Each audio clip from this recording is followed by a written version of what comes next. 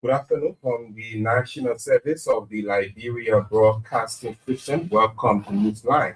1 hour of news from Liberia and other parts of the world. I'm Chap Davis presenting on this Thursday, March 5, 2026. In our top stories, President Joseph Boakai holds first cabinet meeting for 2026 with specific focus on the status of government's arrest agenda. The Liberia Broadcasting System stands ready to absolutely. Liberia Broadcasting System recommends structural regional action to combat misinformation across West Africa. Former President Ellen Johnson Sirleaf addresses plenary of the House of Representatives ahead of International Women's Day. And away from Liberia, Somalia's parliament to change the country's constitution and extend the term in office for lawmakers and the president. We have all of these stories, plus our regular features, including sports, the weather update, Liberian English, and the French version of the news, all packaged in this edition. First, let's take a bulletin of news with Nakita Roberts. President Joseph Boakai has convened the first cabinet meeting of the year 2026. The cabinet meeting is taking place at the Executive Mansion. According to our Executive Mansion reporter, the Liberian leader and members of his cabinet are reviewing the status of implementation of the government's arrest agenda for inclusive development, AAID. The arrest agenda focuses on agriculture, road, rule of law, education, sanitation, and tourism. Our reporter also said President Boakai is assessing progress made across key sectors in advancing the administration's national development priorities. It can be recalled that the last cabinet meeting for 2025 was held in Tuckenburg, Bomi County in December. The December 2025 cabinet meeting saw the establishment of a national employment accreditation strategy, as well as the endorsement of the 1.2 billion national budget for fiscal year 2026. President Joseph Boakai has urged cabinet ministers to remain focused on achieving maximum success at their respective ministries and agencies of government. President Boakai said doing so will promote public trust, deliver impactful results, and create meaningful opportunities for the Liberian people. The Liberian leader cautioned them to remain robust in the execution of key policies that aim to transform lives and improve the overall infrastructural look of the country. The president was speaking at a cabinet meeting at the Executive Mansion in Monrovia on Thursday.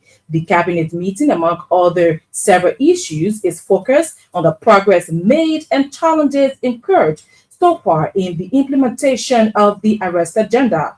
President Boakai urged cabinet ministers to unite and cooperate in addressing challenges confronting youth unemployment and pertinent national issues. Meanwhile, President Joseph Boakai has emphasized the global economic impact of the Middle East conflict on Liberia and other African nations. He said, to address this concern, government has engaged stakeholders in the petroleum industry and other sectors to make prices stable and affordable for citizens.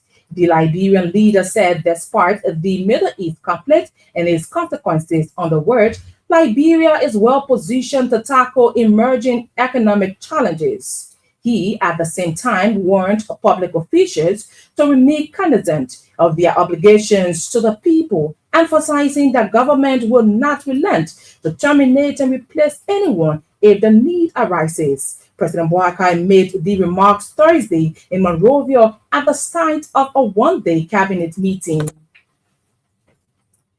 The Liberia Broadcasting System, LBS, has called for urgent and structured regional action to confront the growing threat of misinformation and disinformation across West Africa. LBS maintained that public broadcasters are operating in an increasingly volatile information environment, that the emergence of fake news is taking over.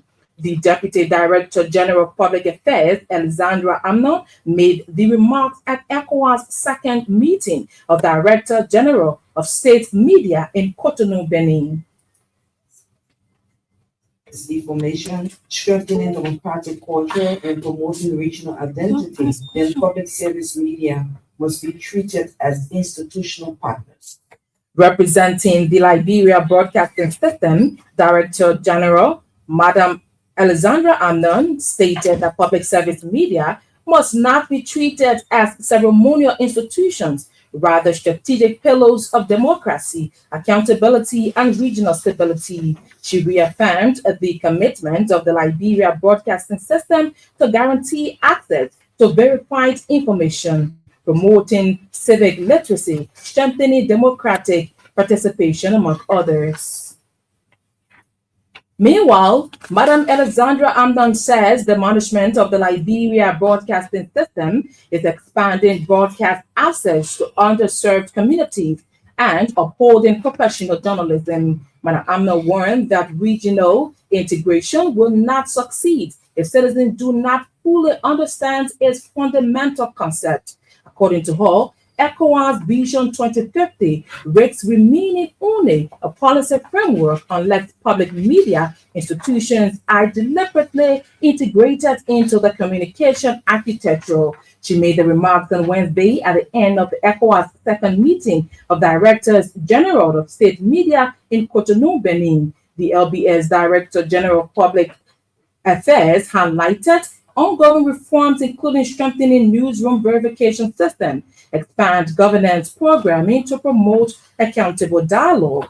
Alexandra Amnon called for concrete structural outcomes from the meeting, including the establishment of the former ECOWAS public media coordination mechanisms to counter disinformation. Former President Ellen Johnson Sirleaf has challenged members of the legislature to take decisive action in amending key provisions of the Liberian Constitution. Madam Sirleaf wants reforms, particularly in Article 27B, which addresses citizenship and naturalization. That's naturalization. She describes the current provision as discriminatory and urge lawmakers to take proactive steps to change it head on. A strategic plan is in alignment with the AAID of the government of Liberia. Agriculture as the backbone of the country. According to the former Liberian leader, the Constitution restricts citizenship only to persons of Negro descent by birth and naturalization, an approach she says is outdated in today's global society. Madam Sirleaf believes revising that portion of the Constitution will make the country more inclusive and encourage Liberians in the diaspora to return home and contribute to national development.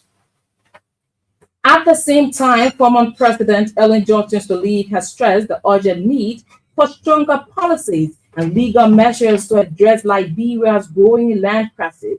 Madam Sirleaf warned that in the absence of a well-regulated land policy, the situation could take a dangerous turn. She noted that the increasing cases of illegal land grabs across the country should be a major cause for concern. The former Liberian leader said that despite the existence of law, more needs to be done to ensure peaceful coexistence among Liberians. Madam Sirleaf is also calling on the government to use its authority under eminent domain to acquire large portions of unused land and develop them for the benefit of the country.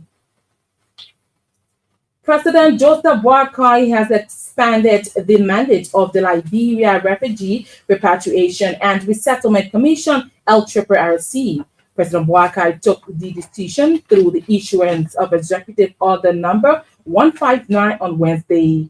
Through the executive order, the LRRC is mandated to consolidate and strengthen national coordination on refugee protection, migration governance, statelessness response, and reintegration of returned Liberians. The executive order also incorporates provisions of Executive Order number 144 to modernize Liberia's infrastructure institutional framework and address evolving population movements, migration trends, and humanitarian challenges affecting the country. According to an executive mission release, President Boakai emphasized that Liberia continues to experience complex migration dynamics, including mixed migration flows, that's residual refugee populations, and stateless persons in border communities. President Boakai also highlighted the increasing return and deportation of Liberian nationals from abroad. The Liberian chief executive noted that a unified national coordination mechanism is essential to safeguarding national security, promoting social cohesion, and ensuring humanitarian protection. Meanwhile, President Joseph Boakai has outlined 6 thematic areas for operational expansion at the Liberia Refugee Repatriation and Resettlement Commission. The LCRC will ensure refugee protection and durable solutions, including asylum coordination, voluntary repatriation, local integration and resettlement, migration governance, and coordination of border reception and migrant referral systems will also be established under the new executive order. Others include identification and response to statelessness data collection and nationality determination support, reception, protection, and reintegration of deported and returned Liberians and internally displaced persons. The LCCC will also collect migration data management, research, and conduct early warning analysis while carrying out policy coordination as the government's lead technical advisory body on refugee, migration, and returnee-related matters. Executive Order number 159 has also established a transitional governance framework for the creation of Refugee and Migration Commission of Liberia, subject to legislative enactment. The Civil Service Agency CSA has given March 12, 2026 as deadline for any employees transfer to the Liberia Traffic Management Incorporated, LNTR.